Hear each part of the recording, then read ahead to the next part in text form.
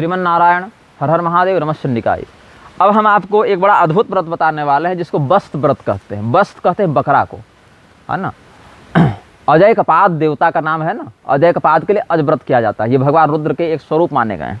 तो यहाँ पर क्या है, पूर्वा भाद्रपद में जो जातक जन्म लेते हैं उनके लिए बस्त व्रत, अज व्रत बताया गया है। ये क्या है, पूर्वा भाद्रपदे जातः कुर्याद बस्त व्रतम शुभम अजो विष्णु रजो ब्रह्मा च शिवोजा महेश्वरी। क्यों, अज का अर्थ बकरा तो होता है, लेकिन अज कौन है, अजाम एकाम लोहित शुक्ल कृष्णाम, ऐसे है ना, या ये तो श्रुति है ही। और देवी जी की स्तुति में कहते हैं यस्या जननम नोपलभ्यते तस्मात् उच्यते अजा। उस देवी का, उस परम शक्ति का कहाँ से उद्भव हुआ है, उनकी उत्पत्ति कहाँ से हुई है, ऐसा पता नहीं चलता, इसीलिए उनको अजा कहते हैं। तो भगवान विष्णु को भी अज कहते हैं, ब्रह्मा जी को भी अज कहते हैं, शिव जी को भी अज कहते हैं, भगवती को भी अजा कहते हैं। तो इसके लिए ये अज व्रत, बस्त व्रत किया जाता है। कब करना है, बोले जब पूर्वा भाद्रपद नक्षत्र पड़े, जन्म नक्षत्र आए, तो शिव जी के मंदिर में जाकर ये व्रत करना चाहिए।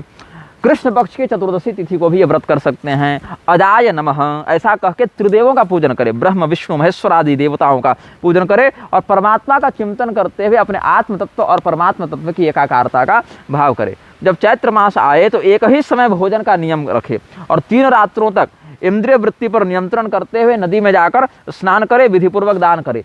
5 दुधारू बकरियों का दान इसमें बताया गया है। अजाह पयस्विनी पंच ब्राह्मणाय समर्पित, ब्राह्मणों को 5 दुधारू बकरियों का दान करने के लिए कहा।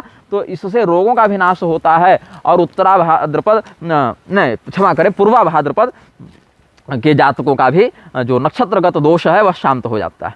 अच्छा, मैं इसमें एक बात और जोड़ देता हूँ। ये श्रृंखला मैं पूर्ण करने जा रहा हूँ इसीलिए क्योंकि बहुत दिनों से ये श्रृंखला चल रही है आप सबों के समक्ष। आशा है कि प्रधान विषयों से आप अवगत हो गए होंगे। धीरे धीरे और भी विषयों पर हम ऐसे ही छोटे छोटे चलचित्र बनाएंगे, लेकिन एक विषय हम इस श्रृंखला में जोड़ देना चाहेंगे। कोई व्यक्ति ऐसा हो जिसको पता ही ना हो कि मेरा जन्म नक्षत्र क्या है, तब भैया क्या करेगा। जैसे पता हो तब तो कर लिया, लेकिन पता ही नहीं कि हमारा जन्म नक्षत्र क्या है, और राशि व्रत करता है। राशि व्रत कैसे किया जाता है, तो हमने आपको इस श्रृंखला के पहले नक्षत्र पुरुष नारायण का व्रत बताया था, सभी राशियों के यंत्र का विधान बताया था, वो भी प्रशस्त है। और इसमें एक और विशेष बात जोड़ दी जाए, राशि व्रत तो करे, नक्षत्र व्रत तो करे, नक्षत्र नारायण का पूजन करे, अलग अलग अंगों में उनकी अलग अलग नक्षत्रगत न्यास प्रतिष्ठा करके अलग अलग नाम मंत्रों से पूजन करे। इस पर हम इसी श्रृंखला के पहले वीडियो बना चुके हैं। लेकिन इसमें एक और बात है, कार्तिके नक्तभुग दग्ध्यान मेषम मार्गशीर वृषम पौष माघादि मासेषु सर्वा हाटक निर्मिता क्रमेण राशयो गंध वस्त्र माल्य विभूषिता देयाश्च शुक्ल पक्षांते प्रतिमा बहुदक्षिणा।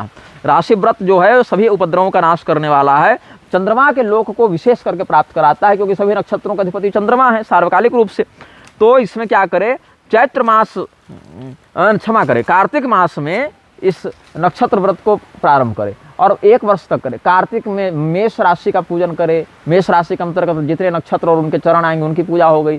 फिर जब ये मार्गशीर्ष आए, अगहन आए, तो वृष का पूजन करे, वृष नक्षत्र का, वृष राशि का, और वृष राशि नक्षत्र जितने, वृष राशि के अंतर्गत जितने नक्षत्र और उनके चरण आ गए उनका पूजन हो गया साथ साथ। तो इसमें क्या करना है, मेष की आकृति बनानी है। मैंने आकृतियों पर भी एक वीडियो बनाया था, किस नक्षत्र की आकृति कैसी दिखती है और किस राशि की आकृति, प्रधानता से तो राशियों पर ही हमने बनाया था, नक्षत्र तो खैर और ही बातें हैं, लेकिन राशियों की आकृति पर भी हमने पूर्व काल में चलचित्र इसी श्रृंखला के प्रारंभिक चलचित्रों के अंतर्गत बनाया था।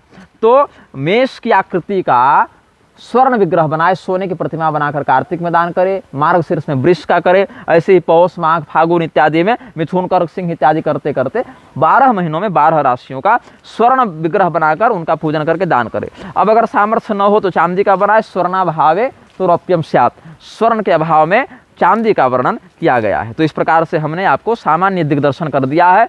विशेष कर्मकांडी हमने आपको प्रशिक्षण नहीं दिया है क्योंकि वो सब वीडियो का चलचित्र का विषय नहीं है, प्रायोगिक विषय है। अधिकृत आचार्य के सामने बैठकर उन सभी बातों को सीखना चाहिए। हमने एक आपको दिग्दर्शिका बता दी, प्रवेशिका बता दी, एक कहे तो गाइड के रूप में आपको सामान्य बता दिया कि भाई इसका परिचय क्या है, कैसे कैसे क्या क्या करना है। बाकी विशेषज्ञ ब्राह्मणों का परामर्श प्राप्त करके आप इसमें नक्षत्रों की आराधना करके अपने नक्षत्रगत दुर्योग की शांति कर सकते हैं, अपने जीवन को सुखमय बना सकते हैं। आप सबों के मंगल की कामना करने के साथ इस श्रृंखला को हम पूर्ण करते हैं।